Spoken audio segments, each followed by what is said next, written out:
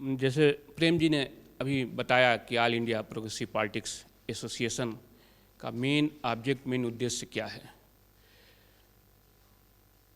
कैसे हम लोगों ने 75 साल की जो आज़ादी है उसमें विकास हुए हैं, अलग अलग राजनीति की धाराएं चली हैं, धर्म की, जात की, विकास की भी धाराएं चली हैं।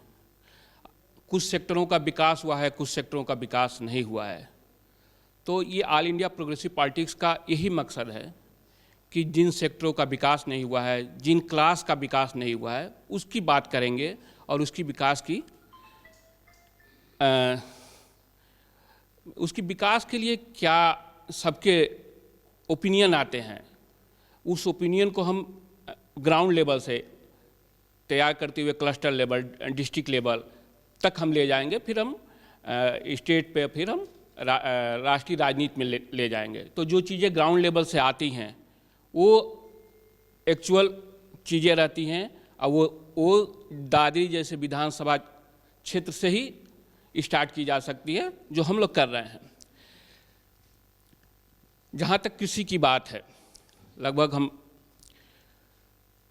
आज के समय में 50% जो फैमिली है कृषि पे आधारित है आज भी, और ये ऐसा सेक्टर है कि इसको छोड़ा नहीं जा सकता।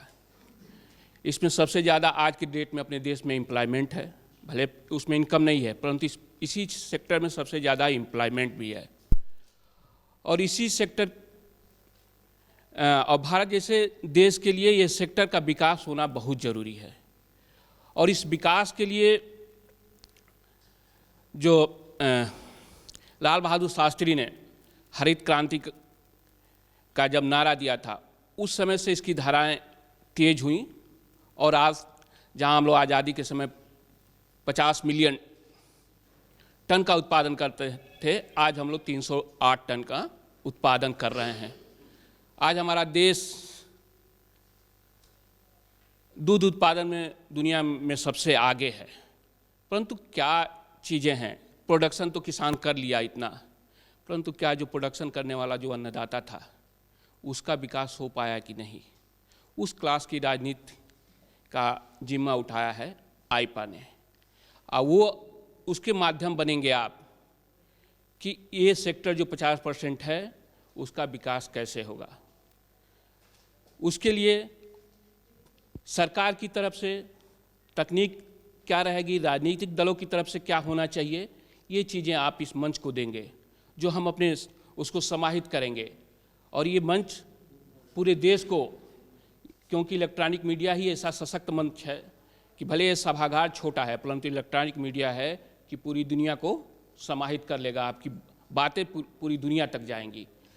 तो मकसद यही है कि कृषि के क्षेत्र में जो 50% आबादी है, उस सेक्टर में सरकार की तरफ से उनकी जागरूकता में कहाँ कमी रह गई है, उसमें राजनीतिक दल क्या कर सकते हैं। किसानों की जैसे किसी भी टेक्नोलॉजी या कोई भी योजनाएं उनके पास क्यों नहीं पहुंच रही हैं, क्या उनके में शिक्षा का अभाव है, क्योंकि सारे सेक्टर तो विकास कर रहे हैं, सारे मुनाफे कमा रहे हैं। कोई चीज़ एक सुई भी बनती है तो जिसकी लागत जो होती है वो लागत तो व्यापारी पहले ही तय कर लेता है और उसके उस लागत के बाद वो अपना प्राइस फिक्स कर लेता है कि हमारा इनकम ये है।